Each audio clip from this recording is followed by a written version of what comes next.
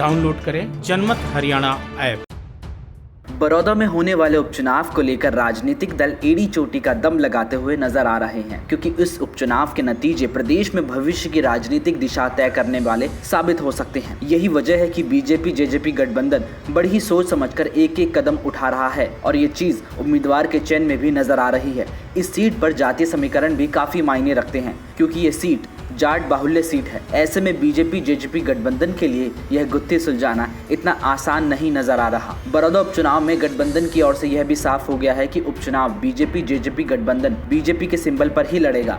वहीं बड़ौदा उपचुनाव में प्रत्याशी तय करने के लिए बीजेपी चुनाव समिति की बैठक होगी, जिसमें 25 नेताओं ने उपचुनाव के लिए अपना बायोडाटा दिया है। बैठक में सभी 25 नेताओं के बायोडाटा पर चर्चा की गई। वहीं सभी के फीडबैक के आधार पर नाम तय कर केंद्रीय चुनाव समिति को भेजा जाएगा। वहीं अगर बीजेपी जेजेपी गठबंधन में टिकट की रेस की बात करें तो उसमें भी एक लंबी चौड़ी टिकट के दावेदारों की लाइन नजर आ रही है।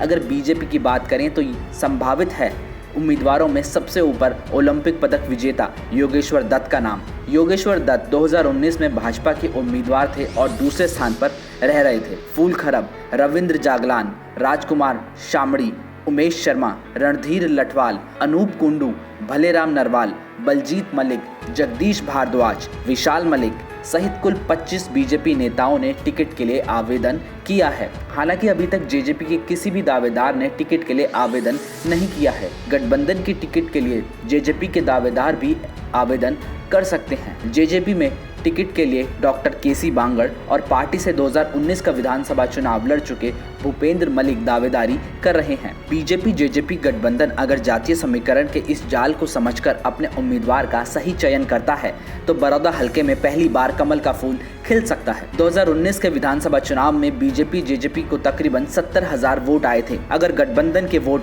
इधर से उधर नहीं होते तो वो कांग्रेस पर भारी पड़ सकता है। हालांकि मौजूदा स्थिति पर नजर दौड़ाई जाए तो यही नजर आ रहा है कि बीजेपी भी उम्मीदवार के लिए खूब माथापच्ची कर रही है, क्योंकि बीजेपी हर हाल में किसी जिताऊ उम्मीदवार को मैदान में उतारना चाहती है और साथ ही जिन दावेदारों को टिकट नहीं मिलता है उन्हें भी एक धागे में पिरोए रखना चाहती है। लेकिन सबसे बड़ा सवाल ये है कि क्या बीजेपी ऐसा कर पाएगी?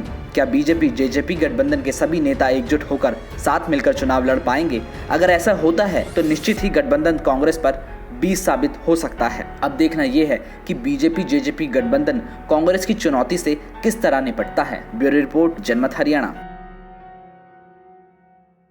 राजनीति के आगे, राजनीति के पीछे, हर हलचल को जानने के लिए हमारे YouTube चैनल जनमत हरियाणा को लाइक करें, सब्सक्राइब करें और अपडेट रहने के लिए बेल आइकन दबाना ना भूलें। देखते रहें जनमत हरियाणा, सच के अलावा कुछ भी नहीं।